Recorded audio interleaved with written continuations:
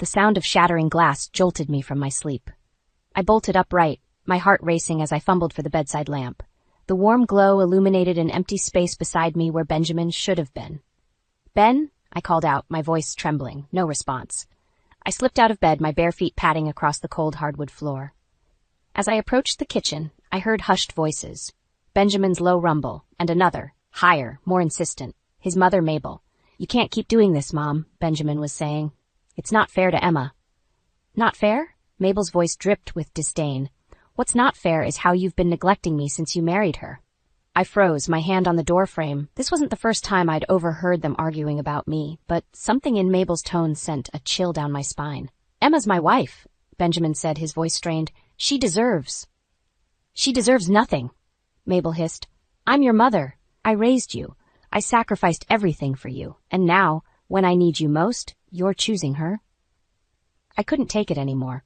I stepped into the kitchen, blinking in the harsh fluorescent light.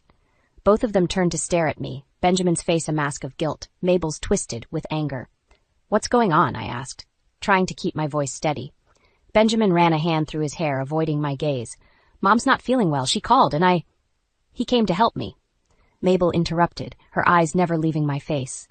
Like a good son should. I looked around the kitchen, taking in the shards of glass on the floor, the spilled water. "At 3 a.m? "I'm sorry, Emma," Benjamin said, finally meeting my eyes. "I didn't want to wake you." "You should have," I said, my voice barely above a whisper. "We're supposed to be a team, remember?" Mabel snorted. "Team? Please, he was my son long before he was your husband." "Mom," Benjamin warned, but the damage was done. I felt something snap inside me. All the times I'd bitten my tongue, all the compromises I'd made, they all came rushing back. "I've tried to be understanding, Mabel. I know you're grieving Dad's death, but this has to stop. You can't keep manipulating Ben like this." Mabel's eyes widened in mock innocence. "Manipulating? I'm not the one who seduced a mama's boy and tried to turn him against his family." "That's enough," Benjamin shouted, startling us both. He turned to his mother, his jaw clenched. "You need to go home, Mom. Now." For a moment, Mabel looked genuinely hurt. Then her face hardened. "Fine, but don't come crying to me when she leaves you, just like all the others." As Mabel stormed out, slamming the front door behind her, I felt the fight drain out of me. I sagged against the counter, suddenly exhausted. Benjamin approached me cautiously. "Emma, I'm so sorry. I never meant for—" I held up a hand, stopping him. "Don't. Just don't."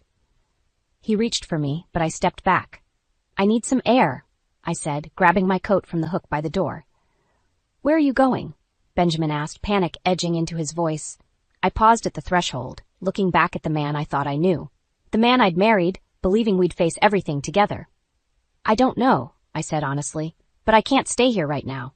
As I walked out into the chilly pre-dawn air, I couldn't shake the feeling that something fundamental had shifted. The life I'd built with Benjamin, the future I'd imagined, it all seemed to be crumbling around me. And for the first time since we'd said I do, I wondered if I'd made a terrible mistake. The funeral home was suffocating, filled with the cloying scent of lilies and the hushed whispers of mourners. I stood beside Benjamin, my hand on his arm, as people filed past to pay their respects to his father. Benjamin's face was a mask of grief, but it was Mabel who commanded the room, her sobs echoing dramatically through the chapel. "He was such a good man," she wailed, clutching at Benjamin's other arm. "How will I ever manage without him?" I bit my tongue, resisting the urge to point out that she'd been managing just fine for the past year, barely visiting her husband in the nursing home. Instead, I squeezed Benjamin's arm gently. "Do you need a moment?" I whispered. He shook his head, his eyes never leaving his mother. "I can't leave her like this." As the day wore on, I found myself pushed further and further to the periphery. Benjamin was consumed with comforting Mabel, leaving me to handle the practical details of the funeral. By the time we returned home, I was exhausted and emotionally drained. "I'm going to stay with Mom tonight," Benjamin announced as we walked through the door. I froze, my coat half off. "What? Ben, you need rest. You've been with her all day." He ran a hand through his hair, a gesture I once found endearing, but now set my teeth on edge. "She shouldn't be alone, Emma. She's devastated." "And what about you?" I asked, my voice rising. "Your father just died. Don't you think we should be together?" Benjamin's eyes flashed with anger. "My mother needs me. I can't believe you're being so selfish right now." The word hit me like a slap. Selfish? I've been nothing but supportive. I've planned the funeral, dealt with the paperwork, all while you've been... Been what? He challenged. Taking care of my grieving mother? I took a deep breath, trying to calm myself. Ben, I understand she's hurting, but so are you. So am I. We're supposed to lean on each other in times like this. For a moment, I saw a flicker of the man I married in his eyes. Then Mabel's voice rang out from the driveway, shrill and demanding. Benjamin, I'm waiting. Just like that, the moment was gone. Benjamin grabbed his coat and headed for the door. I'll be back in the morning, he said, not meeting my gaze. As the door closed behind him, I sank onto the couch, feeling more alone than I had in years. How had we gotten here? When had I become the outsider in my own marriage? The next few weeks were a blur of legal meetings and family dinners where I felt like an unwelcome guest. Mabel had moved into our guest room temporarily, her presence a constant reminder of my growing irrelevance in Benjamin's life. One evening I returned home to find them huddled over papers at the kitchen table. They looked up guiltily as I entered. What's going on? I asked, a knot forming in my stomach. Benjamin cleared his throat. We were just discussing Dad's will. There are some complications. Mabel's eyes glittered with triumph. Benjamin's going to be taking over the family business. It's what his father would have wanted. I stared at my husband in disbelief. The business in Florida, the one we agreed you wouldn't touch because it would mean moving away from our life here? Benjamin wouldn't meet my eyes. Things have changed, Emma. Mom needs me, and the business needs someone to run it. And what about what I need? I asked, my voice barely above a whisper. The silence that followed was deafening. In that moment, I realized with startling clarity that I already knew the answer. In Benjamin's new world order, my needs didn't factor in at all. As I turned and walked out of the kitchen, leaving them to their plans, I felt something inside me harden. The life I thought we were building together was slipping away, and I was faced with a choice: fight for my marriage or accept that the man I married was gone. Either way, I knew nothing would ever be the same again. The house felt like a prison. Everywhere I turned, Mabel's presence loomed large, her knickknacks on the shelves, her perfume lingering in the air. I found myself retreating to the spare room more and more, desperate for a space that was still mine. One afternoon, as I scrolled mindlessly through my phone, an ad caught my eye. Win a luxury spa getaway. Without thinking, I clicked and entered. What are you doing? Benjamin's voice startled me. I quickly locked my phone. Nothing important. He frowned, hovering in the doorway. Mom's asking for you. She wants help planning Dad's memorial. I bit back a sigh. I'll be right there. As I followed Benjamin downstairs, I couldn't help but wonder when I'd become a stranger in my own home. The next few weeks passed in a blur of tension and barely concealed resentment. I threw myself into entering contests. Any distraction from the growing chasm in my marriage was welcome. One evening, as I prepared dinner, Mabel's voice drifted from the living room. Benjamin, darling, have you thought more about the Florida house? I froze, straining to hear Benjamin's response. I don't know, Mom. It's a big decision. Emma and I have a life here. My heart leapt at his words, but Mabel's reply crushed that flicker of hope. Emma will adjust. She's young. She can find work anywhere. This is about family, Benjamin, your father's legacy. I waited for Benjamin to defend me, to remind his mother that I was family too. The silence that followed spoke volumes. Unable to bear it any longer, I stormed into the living room. Don't I get a say in this? They both looked up, startled. Mabel recovered first, her face a mask of innocence. Oh, Emma, dear, we were just discussing. I heard what you were discussing, I snapped. My entire life, apparently. Benjamin stood, reaching for me. Emma, please, nothing's been decided yet. I stepped back out of his reach. Hasn't it? Because it seems like every decision lately has been made without me. Mabel's eyes narrowed. Now, Emma, don't be dramatic. Benjamin's just trying to do what's best for the family. I am his family, I shouted, years of pent-up frustration finally boiling over. Or at least I thought I was. The room fell silent, the weight of my words hanging heavy in the air. Benjamin looked torn, his gaze darting between his mother and me. Of course you're family, he said finally, but his voice lacked conviction. I felt something inside me break. Am I? Because lately it feels like I'm just an inconvenience, an obstacle in your perfect mother-son relationship.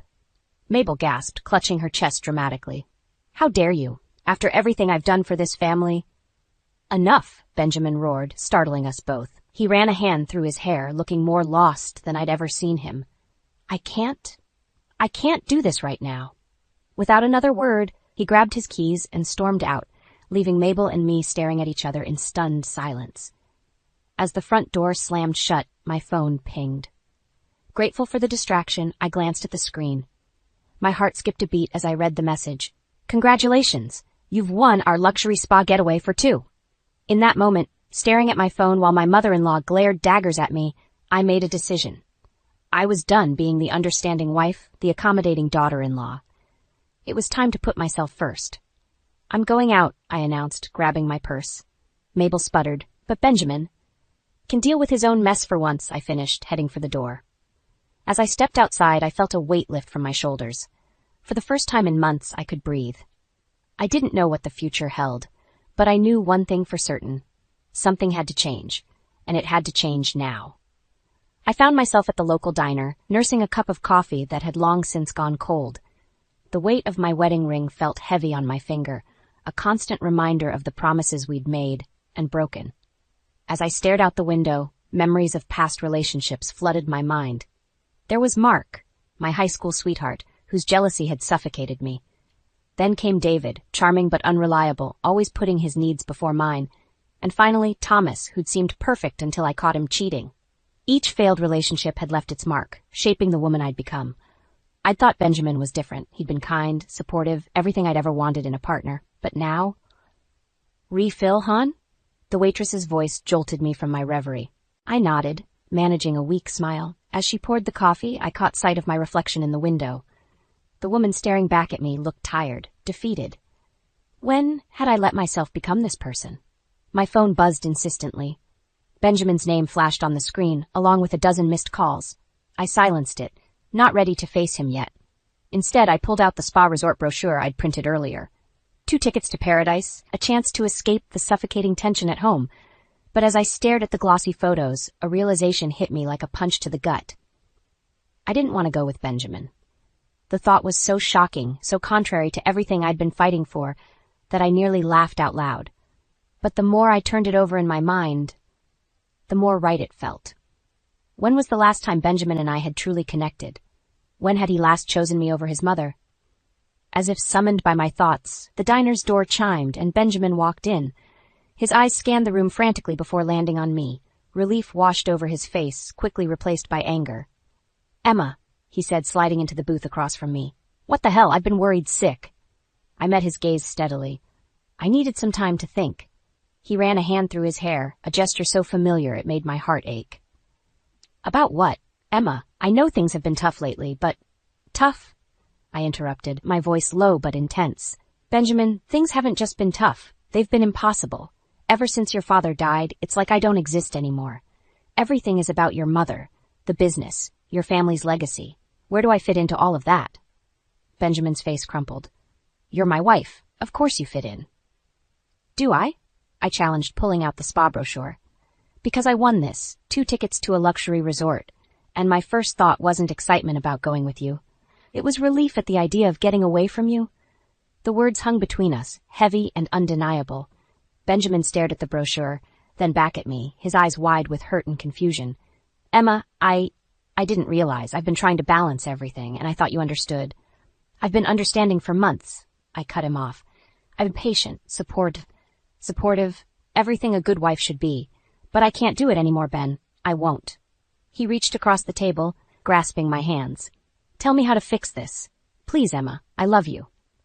I looked into his eyes, searching for the man I'd fallen in love with, but all I saw was a stranger, torn between his wife and his mother, unable to fully commit to either.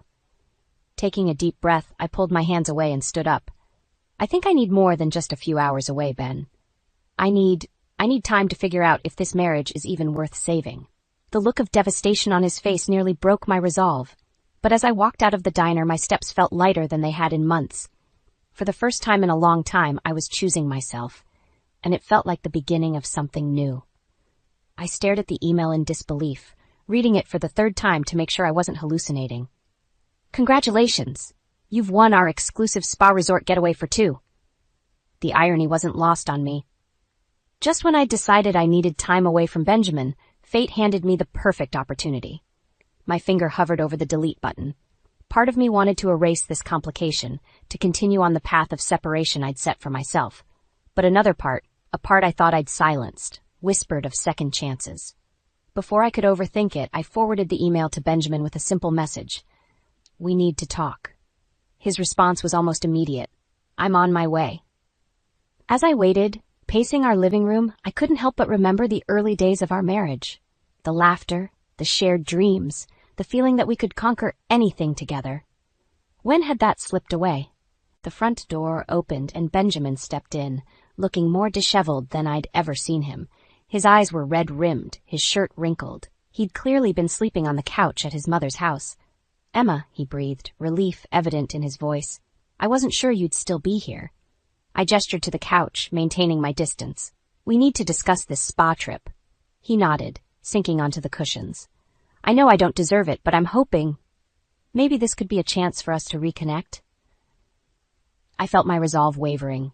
This was the Benjamin I'd fallen in love with, vulnerable, open, putting our relationship first. But could I trust it? "What about your mother?" I asked, unable to keep the bitterness from my voice. "Won't she need you?" Benjamin flinched. "I've talked to her, explained that I need to focus on my marriage. She didn't take it well." I raised an eyebrow. "And I told her she needs to respect my decision," he said firmly. "Emma, I know I've been blind to how my actions have affected you. I've taken you for granted, and I'm so sorry." Tears pricked at my eyes, but I blinked them back. "Words are easy, Ben. It's actions that matter." He stood, crossing the room, to stand in front of me. "Then let me show you. Come on this trip with me. Let me prove that you're my priority, that our marriage is worth fighting for." I wanted to believe him. God, how I wanted to. But the memory of all the broken promises, the nights spent feeling invisible in my own home, held me back. "I don't know if I can," I whispered. Benjamin's face fell, but he nodded. "I understand. I've hurt you, and I know trust has to be earned. But Emma, please give me this chance. If after the trip you still feel like our marriage can't be saved, I'll respect your decision." The sincerity in his eyes made my heart ache. This was the moment, the crossroads I'd been hurtling towards for months. I could walk away now, protect myself from further hurt. Or I could take a leap of faith, give our love one last chance. My phone buzzed, a reminder popping up. The spa reservation needed to be confirmed within the hour, or we'd lose our spot. Benjamin watched me, hope and fear warring in his expression. "Emma?" I took a deep breath, feeling the weight of the decision on my shoulders. This wasn't just about a vacation. It was about the future of our marriage, about whether the love we'd built was strong enough to weather the storms we'd faced. "Okay," I said finally, my voice barely above a whisper. "We'll go. But Benjamin, this is it, our last chance." Relief flooded his face, followed quickly by determination. "I won't let you down. Not again." As I turned to confirm the reservation, I couldn't shake the feeling that I was standing on the edge of a precipice. Whether this trip would lead to reconciliation or the final nail in our marriage's coffin, one thing was certain. Nothing would ever be the same again. The morning of our spa trip arrived, and I felt a mix of hope and trepidation as I packed my bags.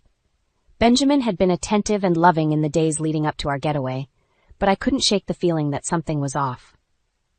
As I zipped up my suitcase, I heard Benjamin's phone buzz repeatedly downstairs. Curiosity got the better of me, and I crept down the stairs, pausing when I heard his hushed voice. "Mom, please, we've been over this," Benjamin was saying, his tone exasperated. "I'm going on this trip with Emma. It's important for our marriage." My heart sank as I heard Mabel's shrill voice through the speaker. "But Benjamin, I need you here. The lawyer called about your father's estate. This is family business." I held my breath, waiting for Benjamin's response. This was it, the moment of truth. "I'm sorry, Mom, but Emma is my family too. We'll deal with the estate when I get back." Relief washed over me, but it was short-lived. As I turned to head back upstairs, my foot caught on the edge of the carpet. I stumbled, catching myself on the banister with a loud thud. Benjamin whirled around, his eyes wide. "Emma, how long have you been there?" I straightened up, meeting his gaze. "Long enough. I'm glad you're choosing us, Ben." He smiled, but it didn't quite reach his eyes. "Of course. Let's get going, shall we?" The drive to the spa resort was tense, filled with stilted conversation and long silences. As we pulled into the parking lot, I couldn't shake the feeling that this trip was make or break for us. We checked in and were shown to our luxurious suite. As I unpacked, Benjamin's phone buzzed again. He glanced at it, his face paling. Everything okay? I asked, trying to keep my voice neutral. He nodded quickly. Just Mom again. I'll deal with it later. But as the day wore on, Benjamin grew increasingly distracted. During our couple's massage, he kept checking his phone. At dinner, he barely touched his food, his eyes darting to the exit. Finally, as we returned to our room, I'd had enough. Ben, what's going on? You've been on edge all day. He sighed, running a hand through his hair. I'm sorry, Emma. It's just, there's a lot going on with Dad's estate. Mom's struggling to handle it all. I felt my heart hardening. And you think you need to rescue her, don't you? Benjamin's silence was all the answer I needed. I turned away, fighting back tears. I can't believe this. We're supposed to be reconnecting, and all you can think about is your mother. Joe, that's not fair, he protested. She needs me. And I don't? I whirled around, anger replacing hurt. When do I get to be your priority, Benjamin? His face hardened. You know what? Maybe this was a mistake. Maybe we should just go home. The words hit me like a physical blow. Go home? To what? A marriage where I'm always second best. Benjamin's eyes flashed. If that's how you feel, maybe we shouldn't be married at all. The room fell silent, the weight of his words hanging between us. I stared at him, searching for any sign of the man I'd married. But all I saw was a stranger, torn between his wife and his mother, unable to fully commit to either. Is that what you want? I asked, my voice barely above a whisper. A divorce? He didn't answer immediately, and in that hesitation I found my answer. Fine, I said, grabbing my suitcase. If that's what you want, you can have it, but don't expect me to stick around and watch you throw away our marriage for your mother's approval. As I stormed out of the room, leaving Benjamin calling after me, I felt something inside me break. The dream of reconciliation shattered, replaced by a cold, hard reality. Our marriage was over. And for the first time, I wasn't sure if I even wanted to fight for it anymore. I stumbled out of the resort, my vision blurred by tears. The cool night air hit me like a slap, jolting me back to reality. What had just happened? How had our last chance at reconciliation turned into the final nail in our marriage's coffin? My phone buzzed incessantly, Benjamin calling, no doubt. I silenced it, unable to bear hearing his voice. Instead, I called a cab and waited in the shadows, my mind racing. As I climbed into the taxi, a sense of calm washed over me. For the first time in months, I felt clarity. I knew what I had to do. Where to, miss? The driver asked. I hesitated for only a moment. The nearest hotel, please. The next morning, I woke with a sense of purpose. I checked out of the hotel and headed straight for Benjamin's house. As I pulled into the driveway, I saw Mabel's car parked out front. Of course, she was here.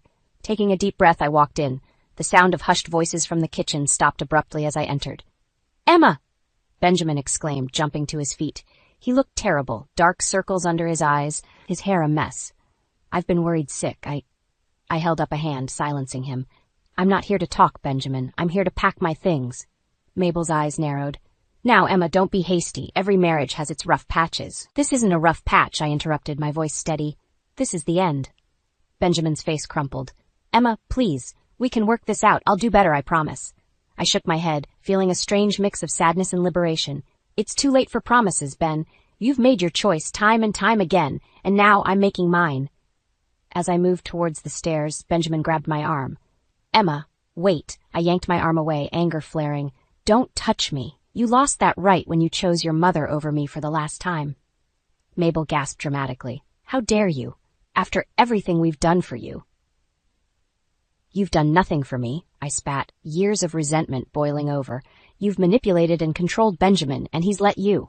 Well, I'm done being the third wheel in my own marriage. I stormed upstairs, throwing clothes and personal items into a suitcase. Benjamin followed, pleading and apologizing, but his words washed over me like white noise. As I zipped up my bag, I turned to face him one last time. I'll have my lawyer contact you about the divorce proceedings. His face paled. Divorce? Emma, please, can't we just take some time apart, think things through? I shook my head, feeling a strange sense of calm. I've done nothing but think for months, Benjamin. I've given you chance after chance. I'm done. I brushed past him, heading downstairs. Mabel stood at the bottom, her face a mask of faux concern. Emma, dear, you're being irrational. Family should stick together. You're right, Mabel, I said, my voice dripping with sarcasm. Family should stick together. It's a shame Benjamin never realized I was his family, too. I reached into my purse and pulled out an envelope, handing it to Benjamin.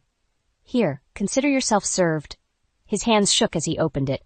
eyes widening as he read the divorce papers. Emma, no. But I was already walking out the door. As I threw my suitcase in the trunk of my car, I heard Benjamin calling after me. For a moment, my resolve wavered. Then I heard Mabel's voice, shrill and demanding, and my determination solidified.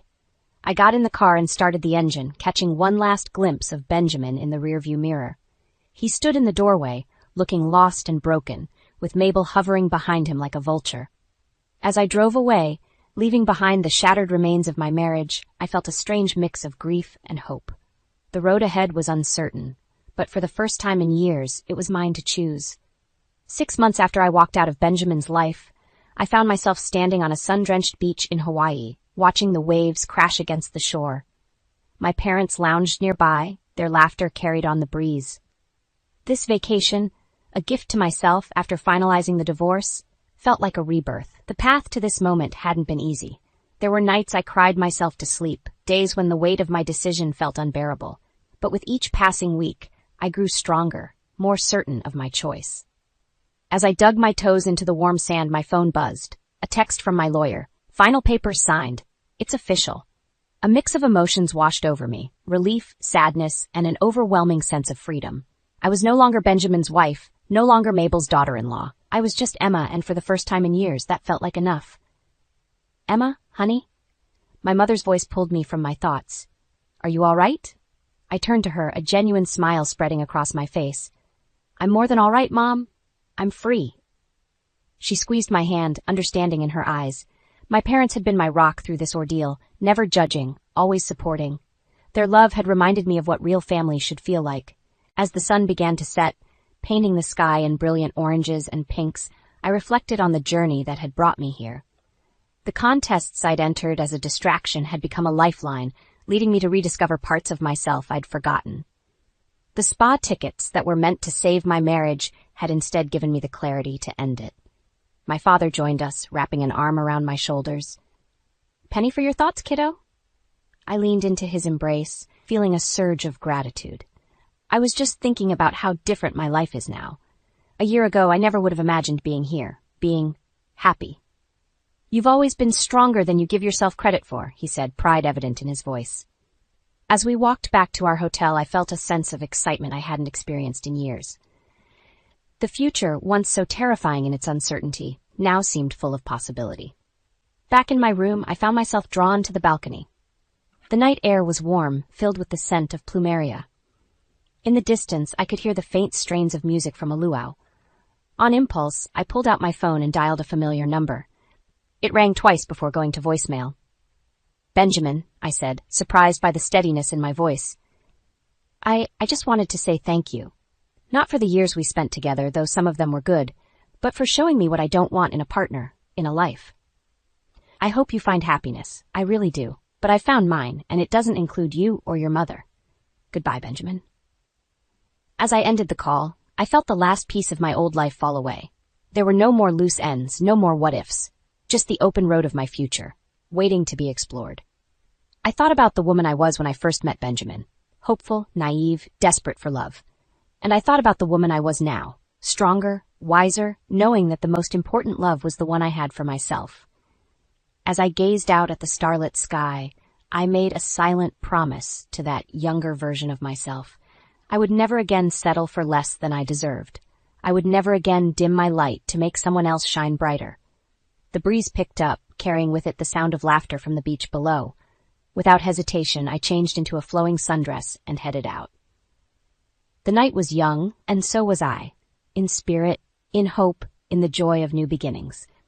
As I stepped onto the sand, feeling the warmth beneath my feet and the endless possibilities stretching out before me, I knew one thing for certain. The best chapter of my life was just beginning. And this time, I would be the author of my own story.